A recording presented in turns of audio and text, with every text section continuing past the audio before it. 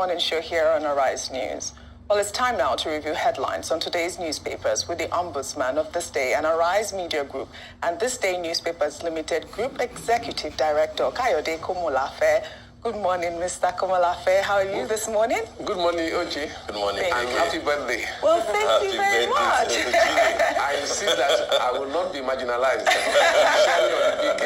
Don't worry, as you know, there are always implications on Arise News for birthday, so we'll have you. Many happy returns. Thank you very much. I appreciate that. Review. The lead story here says, ahead of transition in 35 days, Tinubu returns home to confront challenges of zoning of National Assembly leadership, formation of cabinet, petrol subsidy, social cohesion, healing process, and tribunal cases. That's this day basically saying that tomorrow the president-elect will return after 4 weeks in France, where he had gone to rest. So it means that, all those who have been saying, oh, where's the president-elect? He said he was going to Umrah. He didn't go to Umrah. He spoke with the president on phone. These days say emphatically. The report is also saying barring unforeseen circumstances. So let's just keep our fingers crossed on that. Yeah, but after 4 weeks, I mean, that should be enough. That should be enough. Yeah, ideally. I think so. Don't you think so? I think so. Yeah. All right, so we'll proceed. On top of that lead story, Senate presidency, APC senators-elect polarized along regional religious biases. Lawan silence over rumored ambition unsettles aspirants. And on top of that, NLC urges Buhari not to allow Nigerians in Sudan to die. On the window, Sanwo-Olu orders demolition of 20 buildings in Banana Island. Says federal government agencies reckless, culpable in building collapse. Accuses Lagos state government officials of collusion. I think that's a major important position taken by the governor of Lagos State, and I think that will go a long way in sending the right signals. Those are the stories, KK. I don't know if you'll be interested in the cover picture, but I missed that. But those are the key stories in today's This Day. Yeah. I think the lead story of this day on Sunday, is significant, and also it raises a question, it's good news that the president-elect will be back so that we'll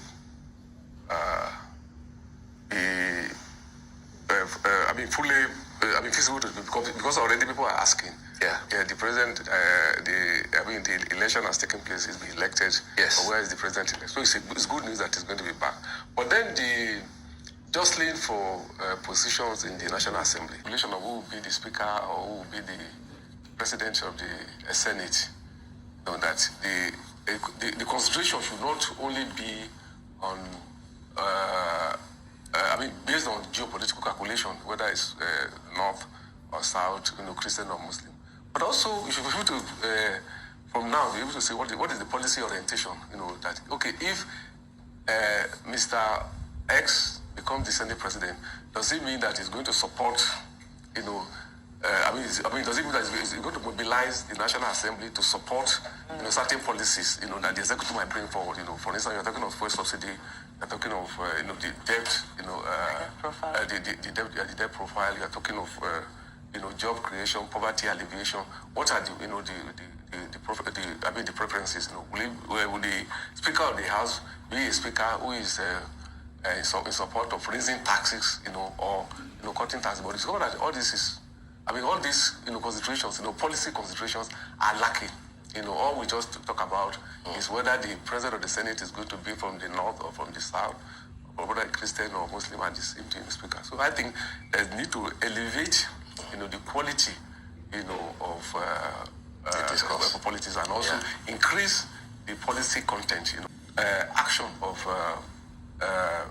Governor Sanwo-Olu. I think it's quite happening because of the the trend in the last few years, building collapse. So it's really a challenge of governance because the regulation, is the function, of the government, But what is interesting in this case now is that the state government is, apart from accusing its own officials, of pollution, but also accusing some federal government agencies, National Inland Waterways Authority, NEWA, and even the Ministry of Works, that the construction, the sand filling, of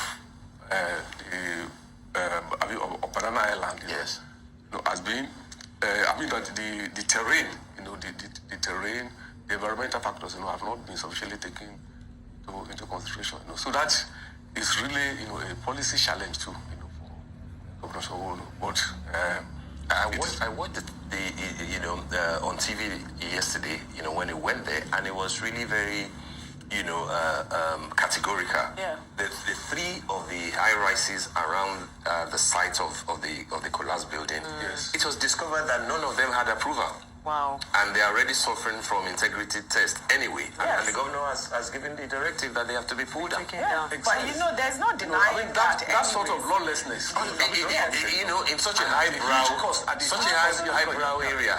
I mean, it's I was saying that there's no denying that these Lagos state government officials are colluding with these developers, because you would see that the recent collapses are in highbrow areas. I mean, if you can have those type of buildings collapse, I mean, what else is there? Gerard, in Banana Island. That's scary. Well, kudos again to the governor for actually, saying that keep as it well.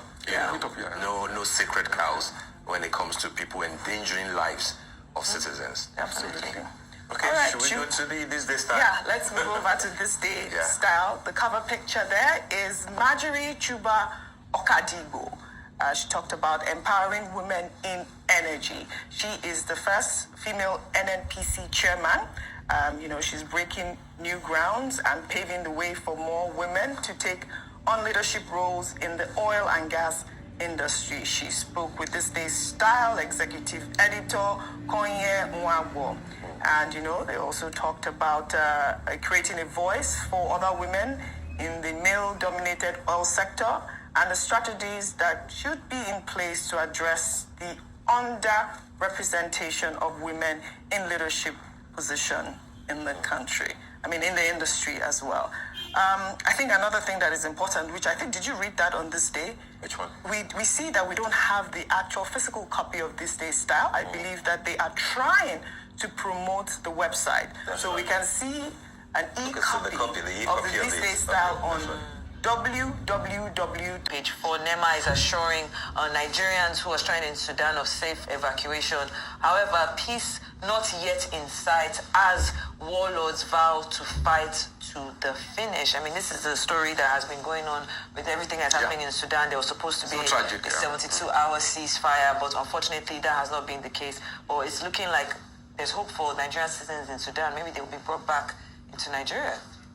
Yeah, that is how it affects us directly. And it's a good thing that the federal government is taking steps. I think all we should do is to urge the relevant authorities to ensure the safety of every Nigerian that is in Sudan, and that they are safe. So just very quickly, at the bottom there, we're seeing a story that says 2-story structure collapses in Ibadan police barracks. And I just picked that because, we're talking about everything that's been happening with the collapsed buildings in Ikoyi.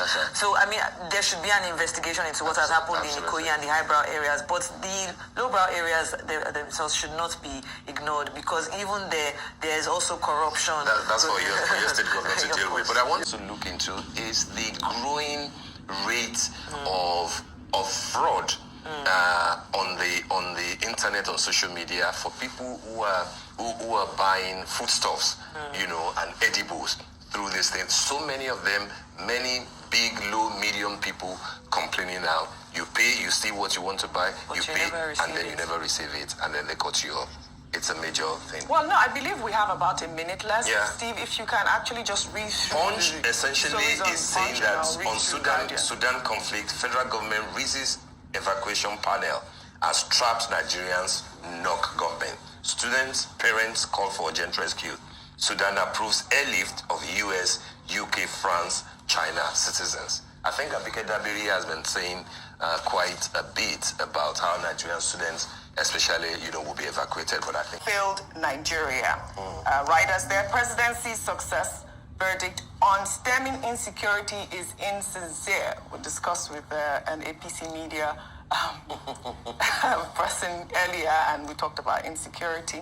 Well, that's what experts are saying, that the president is insincere on his verdict on stemming insecurity. And another rider there insists on value on lives, property has been at lowest. Advise incoming governor on addressing security lapses.